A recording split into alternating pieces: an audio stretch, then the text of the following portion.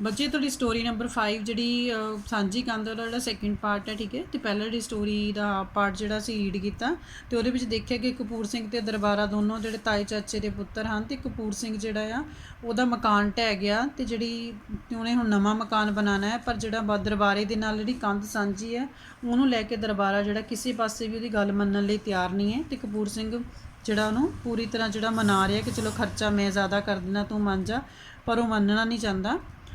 ਜੇ ਕੰਧ ਕਪੂਰ ਸਿੰਘ ਵੀ ਕਰੇ ਤਾਂ ਵੀ ਢਾਉਣ ਵੇਲੇ ਆਦੀ ਦਾ ਕੋਲ ਹੋਣਾ ਜ਼ਰੂਰੀ ਸੀ। ਕਹਿੰਦੇ ਕਿ ਹੁਣ ਕਪੂਰ ਸਿੰਘ ਵੀ ਸਾਰਾ ਖਰਚਾ ਕਿਸੇ ਤਰ੍ਹਾਂ ਕਰ ਦਿੰਦਾ ਤਾਂ ਵੀ ਕਹਿੰਦੇ ਕਿ ਆਦੀ ਮਤਲਬ ਜਿਹਦਾ ਅੱਧ ਵਿੱਚ ਹਿੱਸਾ ਹੋਵੇ। ਹੁਣ ਉਸ ਕੰਧ ਦੇ ਵਿੱਚ ਅੱਧਾ ਕਪੂਰ ਸਿੰਘ ਤੇ ਦਰਬਾਰੇ ਦਾ ਸੀਗਾ, ਉਹਦਾ ਹੋਣਾ ਜ਼ਰੂਰੀ ਸੀ ਉੱਥੇ ਦਰਬਾਰੇ ਦਾ। ਆਪਣੇ ਘਰ ਨੂੰ ਸਾਂਭਣਾ, ਸ਼ਤੀਰਾਂ ਹੇਠ ਥੰਮੀਆਂ ਦੇਣੀਆਂ, ਉਹਨੇ ਫਿਰ ਵੀ ਠਰੰਮੇ ਨਾਲ ਆਖਿਆ। ਕਹਿੰਦੇ ਕਿ ਬੜੇ ਧੀਰਜ ਨਾਲ ਉਹਨੇ ਕਿਹਾ, ਪਰ ਤੇਰੀ ਰਜ਼ਾਬੰਦੀ ਬਿਨਾ ਮੈਂ ਕੰਧ ਵੀ ਛੇੜਾਂ ਕਿਵੇਂ? ਤੂੰ ਕੋਲ ਤਾਂ ਖੜ, ਕੰਧ ਬਣੂਗੀ ਤਾਂ ਢਹਿ ਕੇ। ਹੁਣ ਦਰਬਾਰਾ ਕਹਿੰਦਾ ਕਿ ਹੁਣ ਮੈਨੂੰ ਜਿਹੜੀ ਕੰਧ ਅਗਰ ਮੈਂ ਨਵੀਂ ਬਣਾਉਣੀ ਹੈ, ਚਲੋ ਮੈਂ ਖਰਚਾ ਵੀ ਸਾਰਾ ਕਰ ਦਿੰਦਾ, ਤੂੰ ਕੰਧ ਦਾ ਮਾਲਕ ਹੈ, ਅੱਧੀ ਕੰਧ ਦਾ, ਇਸ ਕਰਕੇ ਜੇ ਤੂੰ ਕੋਲ ਖੜਾ ਹੋਗੇ ਤਾਂ ਹੀ ਕੰਧ ਜਿਹੜੀ ਹੈ ਢਾਈ ਜਾਏਗੀ, ਤਾਂ ਹੀ ਨਵੀਂ ਬਣੇਗੀ।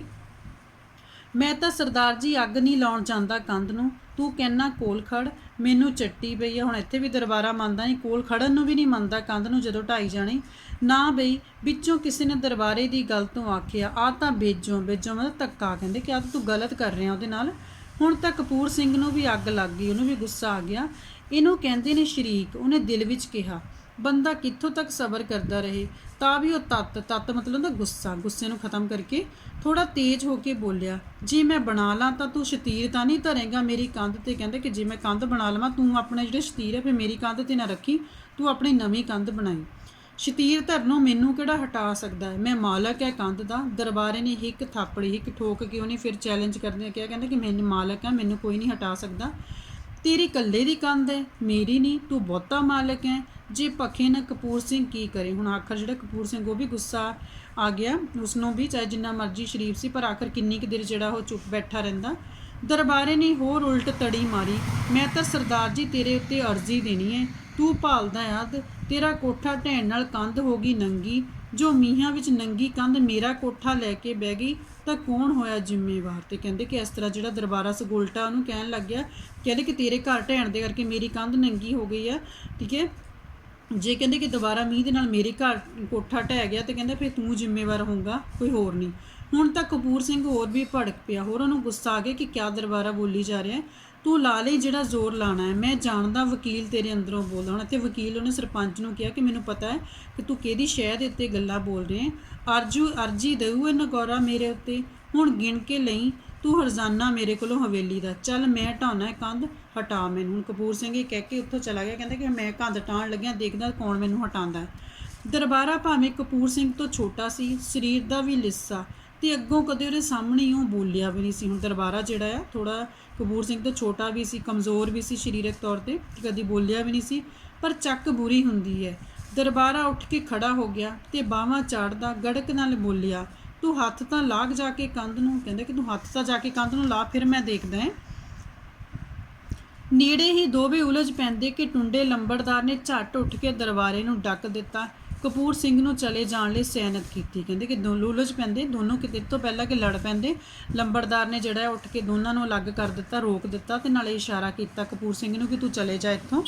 ਕਪੂਰ ਸਿੰਘ ਉੱਥੋਂ ਤੁਰ ਪਿਆ। ਮੱਖਾ ਚੱਲ ਤਾਂ ਸਹੀ, ਮੈਂ ਢਾਉਣਾ, ਤੂੰ ਹਟਾਈ, ਦੇਖੀ ਨਾਲੇ ਹੁਣ ਕੰਧ ਬਣਦੀ ਕਿਵੇਂ ਹੈ, ਨਾਲੇ ਨਾ ਦੇ ਖਲਾ ਭਲਾ ਤੂੰ ਅੱਧ। ਪਟਵਾਰਖਾਨੇ ਦਾ ਬੂਹਾ ਲੰਘਦਿਆਂ ਉਹ ਕਹਿ ਰਿਹਾ ਸੀ ਇਸ ਤਰ੍ਹਾਂ ਦਾ। ਕਪੂਰ ਸਿੰਘ ਗੁੱਸੇ 'ਚ ਕਹਿ ਰਿਹਾ ਕਿ ਨਹੀਂ ਦੇਣਾ ਤੂੰ ਨਾ ਦੇ, ਹੁਣ ਮੈਂ ਢਾਹ ਕੇ ਦਿਖਾਣਾ ਤੈਨੂੰ।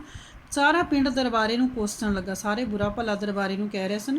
ਬਹੁਤ ਮਾੜੀ ਗੱਲ ਹੈ ਦਰਬਾਰੇ ਖਾਤਰ, ਕਿਸੇ ਲੋਟ ਤਾਂ ਬੰਦੇ ਨੂੰ ਮੰਨਣਾ ਚਾਹੀਦਾ। ਕਹਿੰਦੇ ਕਿ ਕਿਸੇ ਪਾਸੇ ਲੋਟ ਮਤਲਬ ਕਿਸੇ ਪਾਸੇ ਤਾਂ ਬੰਦੇ ਨੂੰ ਮੰਨਣਾ ਚਾਹੀਦਾ, ਉਹ ਕਿਸੇ ਪਾਸੇ ਨਹੀਂ ਮੰਨ ਰਿਹਾ। ਕਪੂਰ ਸਿੰਘ ਦੁਚਿੱਤੀ ਵਿੱਚ ਪੈ ਗਿਆ, ਡਬਲ ਮਾਈਂਡ ਹੋ ਗਿਆ, ਕੀ ਕਰੇ, ਘਰ ਬਣਾਵੇ ਜਾਂ ਨਾ ਬਣਾਵੇ। ਇਦੋਂ ਚੰਗਾ ਤਾਂ ਪਿੰਡੋਂ ਬਾਹਰ ਜਾ ਵਸਣਾ ਸੀ।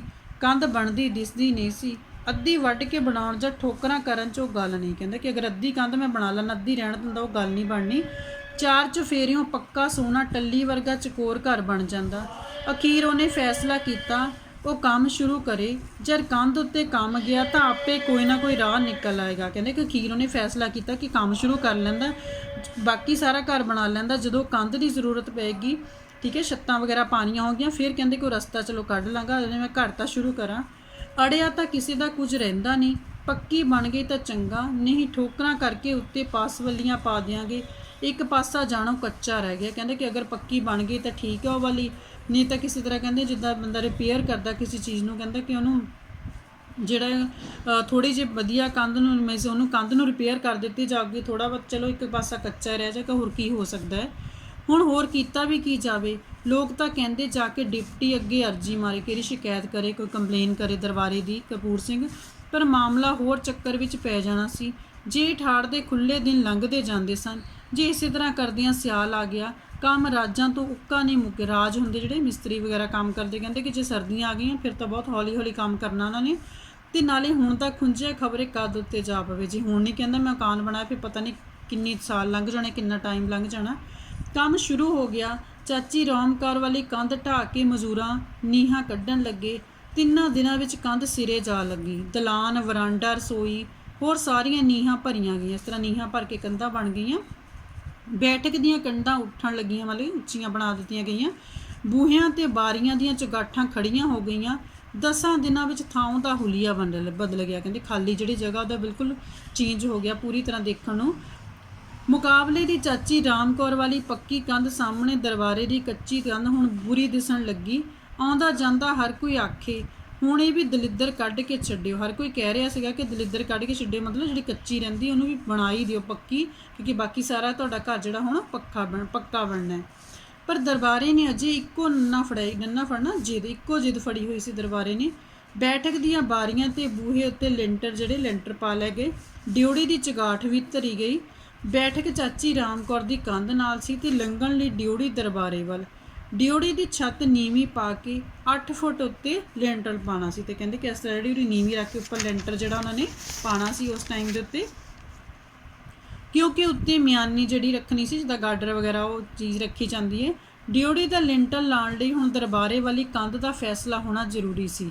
ਇੱਕ ਵੀ ਦਿਨ ਕਿਸੇ ਹੋਰ ਪਾਸੇ ਨਹੀਂ ਸੀ ਚੱਲ ਸਕਦਾ। ਕਹਿੰਦੇ ਕਿ ਹੁਣ ਜਿਹੜਾ ਜਿੰਨਾ ਘਰ ਬਣਾਉਣਾ ਸੀ ਉਸ ਕੰਧ ਤੋਂ ਬਿਨਾਂ ਬਣ ਚੁੱਕਿਆ ਸੀਗਾ, ਅਤੇ ਹੁਣ ਕਹਿੰਦੇ ਕਿ ਦਰਬਾਰੇ ਵਾਲੀ ਕੰਧ ਅਗਰ ਬਣਾਈ ਜਾਂਦੀ ਤਾਂ ਹੀ ਉਸ ਤੋਂ ਬਾਅਦ ਅੱਗੇ ਮਕਾਨ ਦਾ ਕੰਮ ਸ਼ੁਰੂ ਹੋਣਾ ਸੀਗਾ।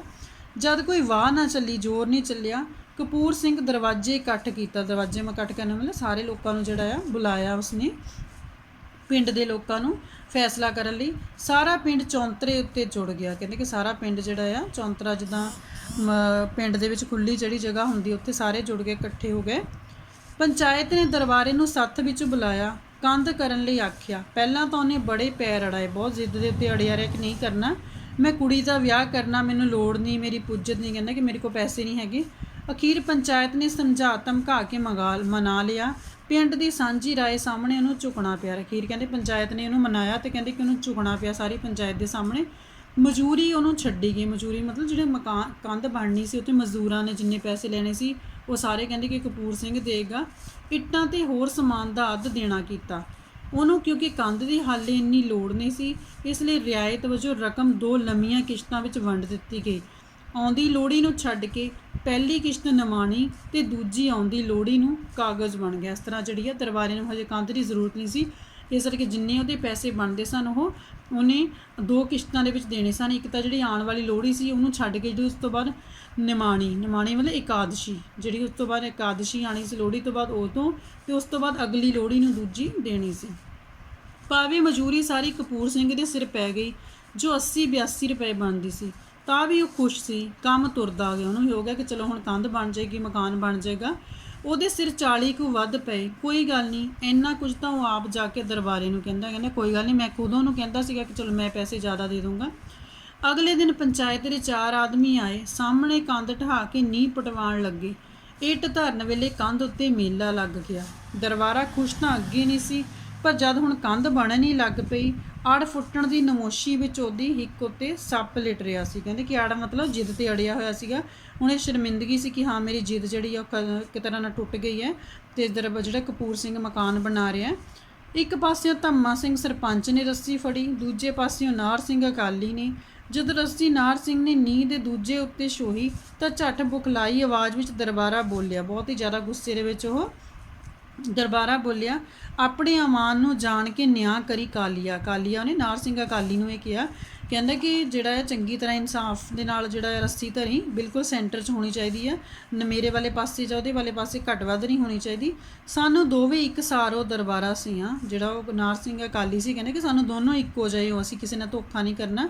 ਨਾਰ ਸਿੰਘ ਨੇ ਉੱਤਰ ਦਿੱਤਾ, ਸਾਰੇ ਲੋਕ ਇੱਕ ਟੱਕ ਰੱਸੀ ਵੱਲ ਦੇਖਣ, ਇੱਕ ਨਜ਼ਰ ਜਿਹੜਾ ਰੱਸੀ ਵੱਲ ਦੇਖਣਾ ਸ਼ੁਰੂ ਕਰ ਦਿੱਤਾ। ਪਰਲੇ ਸਿਰੇ ਬੈਠੇ ਧੰਮਾ ਸਿੰਘ ਸਰਪੰਚ ਨੇ ਹੱਥ ਭਰ ਕਪੂਰ ਸਿੰਘ ਵੱਲ ਰੱਸੀ ਧਰ ਦਿੱਤੀ। ਇੱਕਦਮ ਰੌਲਾ ਪੈ ਗਿਆ, ਆ ਤਾਂ ਜਮਾ ਹੀ ਵਿੰਗੀ ਹੈ, ਇੱਥੇ ਕੰਧ ਜਾਂਦੀ ਹੋ ਨਹੀਂ। ਤੇ ਇੱਕਦਮ ਰੌਲਾ ਪੈਣ ਲੱਗਾ, ਕਹਿੰਦੇ ਕਿ ਜਿਹੜੀ ਰੱਸੀ ਆ ਉਹ ਤਾਂ ਬਿਲਕੁਲ ਵਿੰਗੀ ਹੈ, ਕਹਿੰਦੇ ਕਿ ਇੱਧਰ ਤਾਂ ਜਾਂਦੀ ਨਹੀਂ।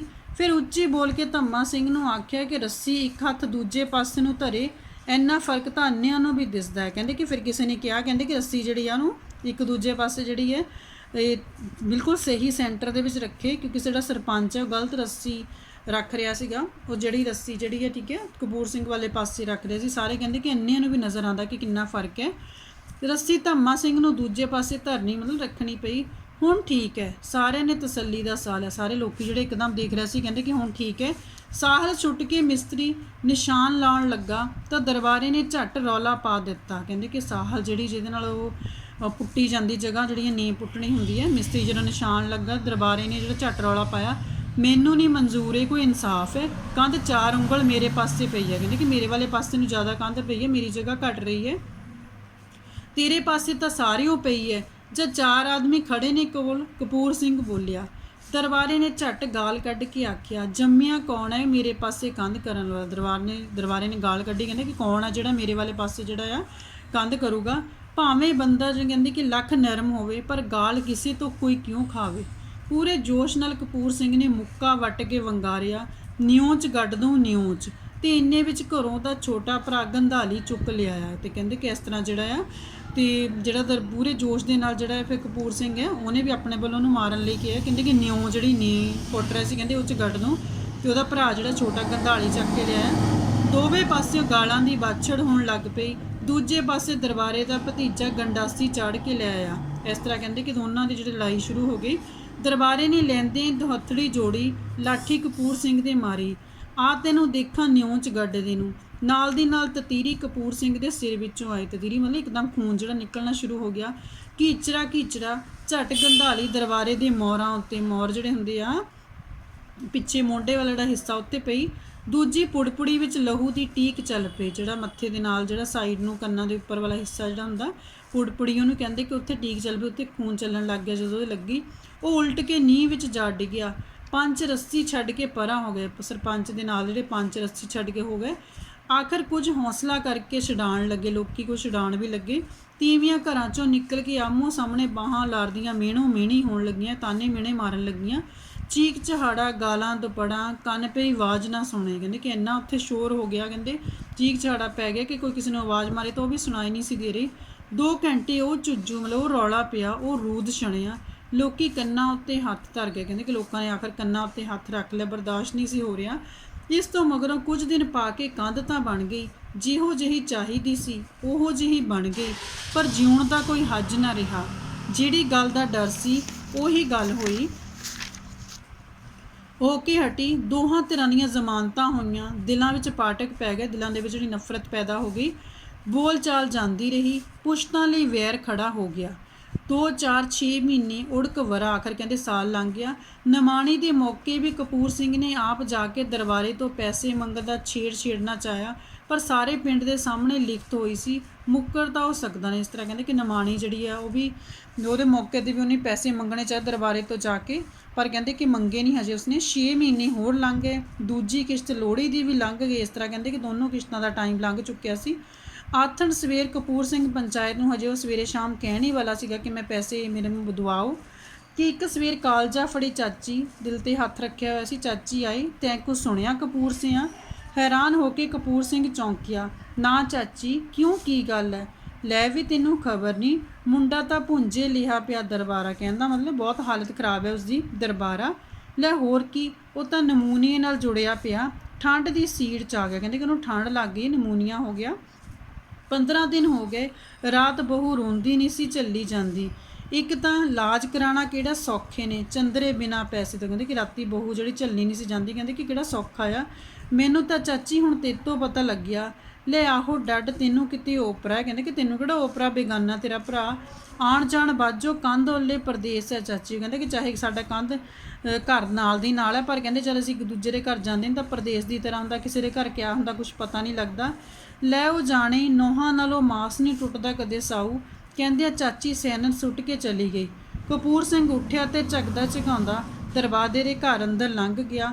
ਵਿਹੜੇ ਵਿੱਚ ਕੰਧ ਦੀ ਓਟ ਨਾਲ ਧੁੱਪੇ ਦਰਬਾਰੇ ਦਾ ਮੰਜਾ ਸੀ। ਕਪੂਰ ਸਿੰਘ ਨੇ ਜਦ ਦਰਬਾਰੇ ਵੱਲ ਵੇਖਿਆ, ਖੜੇ ਦਾ ਖੜਾ ਰਹਿ ਗਿਆ। ਸੁੱਕ ਕੇ ਪਿੰਜਰ ਬਣਿਆ ਸਰੀਰ, ਕਾਲਾ ਧੂਏ ਵਰਗਾ ਰੰਗ, ਅੰਦਰ ਨੂੰ ਤਸੀਆਂ ਹੋਈਆਂ ਅੱਖਾਂ, ਦਰਬਾਰੇ ਦੀ ਨਿਆਣੀ ਟੱਬਰੀ। ਤਾਂ ਇਸ ਤਰ੍ਹਾਂ ਕਹਿੰਦੇ ਕਿ ਨਿਆਣੇ ਦਰਬਾਰੇ ਦੇ ਪਰਿਵਾਰ ਦੀ ਹਾਲਤ, ਦਰਬਾਰੇ ਦੀ ਹਾਲਤ ਬਹੁਤ ਖਰਾਬ ਸੀ। ਅੰਦਰੋਂ ਦਰਬਾਰੇ ਦੀ ਘਰਵਾਲੀ ਨੇ ਮੰਜੇ ਦੇ ਕੋਲ ਸਟੂਲ ਢਾਹ ਦਿੱਤਾ, ਪਰ ਕਪੂਰ ਸਿੰਘ ਦਰਬਾਰੇ ਦੇ ਕੋਲ ਹੀ ਮੰਜੇ ਦੀ ਬਾਹੀ ਉੱਤੇ ਬੈਠ ਗਿਆ। ਕਹਿੰਦੇ ਕਿ ਪਰ ਉਹ ਮੰਜੇ ਦੀ ਬਾਹੀ ਜਿਹੜੀ ਹੁੰਦੀ ਹੈ ਚਾਰੇ ਪਾਸੇ ਬਣੀ, ਉੱਤੇ ਬੈਠ ਗਿਆ। ਕੀ ਹਾਲ ਹੈ ਭਾਈ ਦਰਬਾਰਿਆ? ਰਜਾਈ ਦੀ ਆਸਰੇ ਢੋ ਲਾ ਕੇ ਦਰਬਾਰਾ ਕੁਝ ਬੈਠਦਾ ਹੋਇਆ ਬੋਲਿਆ, ਹੁਣ ਤਾਂ ਚੰਗਾ ਬਾਈ, ਬਿਮਾਰੀ ਦਾ ਭੰਨਿਆ ਉਹਦਾ ਨਿਢਾਲ ਮਨ ਕੁਝ ਕਰਾਰ ਫੜ ਆਇਆ। ਥੋੜਾ ਜਿਹੇ ਮਨ ਨੂੰ ਹੌਸਲਾ ਹੋ ਗਿਆ ਉਹਨੂੰ ਦੇਖ ਕੇ, ਦਰਬਾਰੇ ਨੂੰ, ਕਪੂਰ ਸਿੰਘ ਨੂੰ ਦੇਖ ਕੇ। ਕੋਈ ਨਾ ਪਿਆਰਾ, ਉੱਠਣ ਦੀ ਖੇਚਲ ਨਾ ਕਰ, ਕਹਿੰਦੇ ਕੋਸ਼ਿਸ਼ ਨਾ ਕਰ, ਕਮਜ਼ੋਰੀ ਜ਼ਿਆਦਾ ਹੈ। ਬੋਲਣ ਲੱਗਿਆਂ ਦਰਬਾਰੇ ਦਾ ਸਾਰਾ ਤਿੱਗ ਮਤਲਬ ਸਰੀਰ ਉਹਦਾ ਕੰਬ ਰਿਹਾ ਸੀ। ਸਭ ਦੂਰ ਹੋ ਜੂ, ਚੁਗਾਟ ਬਚ ਰਹੇ, ਥਾਣ ਬਥੇਰਾ। ਕਹਿੰਦੇ ਕਿ ਸਰੀਰ ਜਿਹੜੇ ਤੰਦਰੁਸਤੀ ਚਾਹੀਦੀ, ਬਾਕੀ ਸਾਰਾ ਕੁਝ ਹੋ ਜਾਂਦਾ ਹੈ।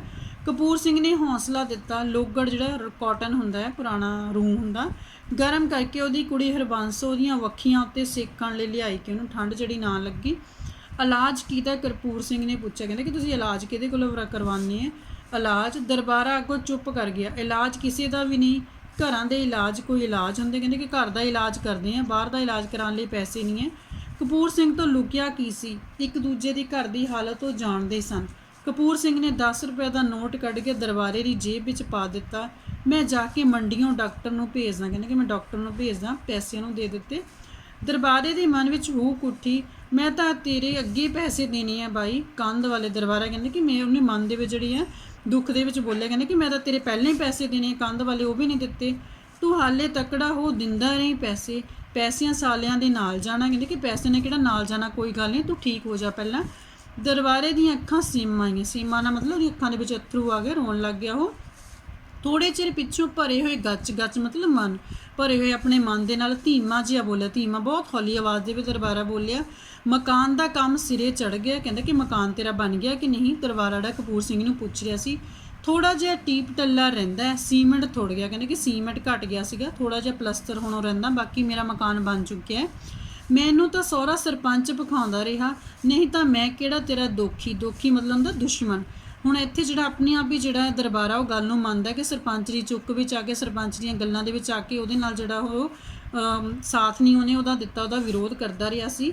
ਹੁਣ ਤੂੰ ਇਹਨਾਂ ਗੱਲਾਂ ਨੂੰ ਮੰਨ ਤੇ ਨਾ ਲਿਆ। ਜੇ 4 ਭਾਂਡੇ ਹੋਣਗੇ ਤਾਂ ਖੜਕਣਗੇ, 4 ਭਾਂਡੇ ਹੋਣਗੇ ਖੜਕਣ ਦੇ ਮਤਲਬ ਜੇ ਘਰ 'ਚ 4 ਲੋਕ ਹੈ ਤਾਂ ਆਪਸ 'ਚ ਲੜਾਈ ਝਗੜਾ ਹੋਣਾ ਆਮ ਹੀ ਗੱਲ ਹੈ। ਅਤੇ ਇਹੀ ਗੱਲ ਜਿਹੜੀ ਹੈ ਦਰਬਾਰਾ ਜਿਹੜਾ ਜਦੋਂ ਉਹਨੂੰ ਕਹਿੰਦਾ ਤਾਂ ਕਪੂਰ ਸਿੰਘ ਕਹਿੰਦਾ ਕੋਈ ਗੱਲ ਨਹੀਂ, ਉਹਨੂੰ ਪੁਰਾਣੀਆਂ ਗੱਲਾਂ ਨੂੰ ਯਾਦ ਨਾ ਕਰ, ਹਾੜ ਦਾ ਬੰਸ ਦਾ ਵਿਆਹ ਦੇ ਦੇਗੀ। ਦਰਬਾਰੇ ਦੀ ਲੂੰ ਵਿੱਚੋਂ ਆਪਣਾ ਜਾਗ ਰਹੀ ਸੀ। ਹੁਣ ਮਤਲਬ ਉਹਦਾ ਲੂੰ 'ਚੋਂ ਆਪਣਾ ਜਾਗਣੀ ਮਤਲਬ ਉਹਦਾ ਜਿਹੜਾ ਪਿਆਰ ਹੈ ਉਹਦਾ ਕਪੂਰ ਸਿੰਘ ਦੇ ਨਾਲ ਇਸ ਟਾਈਮ ਪੂਰੀ ਤਰ੍ਹਾਂ ਜਿਹੜਾ ਸੀਗਾ ਭਰਾਵਾਂ ਵਾਲਾ ਪਿਆਰ ਜਾਗ ਰਿਹਾ ਸੀ। ਇਸੇ ਕਰਕੇ ਉਹਦੀ ਸਲਾਹ ਮੰਗਦਾ, ਕਹਿੰਦੇ ਕਿ ਹਾੜ ਜਿਹੜਾ ਮਹੀਨਾ ਉਹਦੀ ਬੰਸ ਦਾ ਵਿਆਹ ਕਰ ਦੇਗੀ। ਕੋਈ ਡਰ ਨਹੀਂ, ਜਿਹੜਾ ਭਾਰ ਸਿਰੋਂ ਲੈ ਜਾਵੇ ਚੰਗਾ। ਕਹਿੰਦੇ ਕਿ ਕੋਈ ਗੱਲ ਨਹੀਂ, ਜਿਹੜਾ ਭਾਰ ਸਿਰੋਂ ਲੈ ਜਾਵੇ, ਕੁੜੀ ਦਾ ਵਿਆਹ ਕਰ ਦਿੰਦੇ ਆ, ਤੈਨੂੰ ਫਿਕਰ ਕਰਨ ਦੀ ਜ਼ਰੂਰਤ ਨਹੀਂ ਹੈ, ਤੂੰ ਆਏਂਗਾ। ਹੁਣ ਦਰਬਾਰਾ ਕਪੂਰ ਸਿੰਘ ਨੂੰ ਪੁੱਛਦਾ ਕਿ ਤੂੰ ਆਏਂਗਾ ਵਿਆਹ 'ਤੇ? ਜੀਕਣ ਤੂੰ ਕਹੇਂਗਾ, ਜੀਕਣ ਮਤਲਬ ਜਿੱਦਾਂ, ਉਹ ਕਹਿੰਦਾ ਕਿ ਜਿੱਦਾਂ ਤੂੰ ਕਹੇਂਗਾ। ਦਰਬਾਰੇ ਨੇ ਕੰਬਦੇ ਹੱਥਾਂ ਨਾਲ ਕਪੂਰ ਸਿੰਘ ਦਾ ਹੱਥ ਫੜ ਕੇ ਆਖਿਆ, ਤੇਰੇ ਬਿਨਾਂ ਬਾਈ ਮੈਂ ਕਾਹਦੇ ਜੋਗਾ? ਉਹਦੇ ਬੁੱਲ ਫਰਕਣ ਲੱਗੇ ਤੇ ਅੱਖਾਂ ਵਿੱਚੋਂ ਪਰਲ ਹੰਝੂਆਂ ਦੀਆਂ ਧਾਰਾਂ ਫੁੱਟ ਪਈਆਂ। ਤੇ ਇਸ ਤਰ੍ਹਾਂ ਕਹਿੰਦੇ ਕਿ ਦਰਬਾਰਾ ਜਿਹੜਾ ਕੰਬਦੇ ਹੱਥਾਂ ਨਾਲ ਕਪੂਰ ਸਿੰਘ ਦਾ ਹੱਥ ਫੜ ਕਹਿੰਦੇ ਕਿ ਤੇਰੇ ਬਿਨਾਂ ਮੈਂ ਕੁਝ ਨਹੀਂ ਹੈ, ਠੀਕ ਹੈ, ਭਰਾਵਾਂ ਦੇ ਨਾਲ ਹੀ ਸਭ ਕੁਝ ਹੁੰਦਾ ਹੈ। ਕੁਝ ਕਹਿ ਨਹੀਂ ਲੱਗਾ ਸੀ ਤੇ ਨਾਲ ਹੀ ਉਹਦੀ ਅੱਖਾਂ 'ਚੋਂ ਅੰਜੂ ਜਿਹੜੇ ਆ ਉਹ ਰੋਣਾ ਸ਼ੁਰੂ ਕਰ ਦਿੱਤਾ ਉਸਨੇ। ਓਏ ਤੂੰ ਦਿਲ ਰੱਖ ਵੀਰ, ਤੇ ਮੈਂ ਤੇਤੋਂ ਨਾਬਰ ਨਹੀਂ, ਨਾਬਰ ਮਤਲਬ ਕਿ ਤੇਤੋਂ ਬਾਹਰਾ ਨਹੀਂ ਹੈ। ਹੁਣ ਇਹ ਗੱਲ ਕਪੂਰ ਸਿੰਘ ਨੇ ਦਰਬਾਰੇ ਨੂੰ ਕਹੀ ਹੈ, ਕਹਿੰਦੇ ਕਿ ਤੂੰ ਹੌਸਲਾ ਰੱਖ।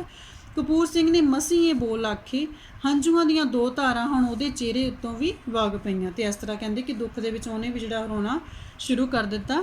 ਇਸ ਤਰ੍ਹਾਂ ਸਾਂਝੀ ਕੰਧ ਜਿਹੜੀ ਕਹਾਣੀ ਹੈ ਇਹਦੇ ਵਿੱਚ 2 ਹੀ ਮੇਨ ਪਾਤਰ ਜਿਹੜੇ ਕਪੂਰ ਸਿੰਘ ਤੇ ਦਰਬਾਰਾ ਹੈ, ਤੇ ਦੋਨੋਂ ਭਰਾਵਾਂ ਦੀ ਜਿਹੜੀ ਆਪਸ ਦੇ ਵਿੱਚ ਲੜਾਈ ਝਗੜਾ 'ਚ ਕੀ ਸੀਗਾ ਕਿ ਦਰਬਾਰੇ ਨੂੰ ਜਿਹੜਾ ਸਰਪੰਚ ਚੁੱਕਦਾ ਰਿਹਾ, ਇਸ ਕਰਕੇ ਕਪੂਰ ਸਿੰਘ ਦੀਆਂ ਗੱਲਾਂ ਦੀ ਜਿਹੜੇ ਉਹ ਨਹੀਂ ਮੰਨਦਾ।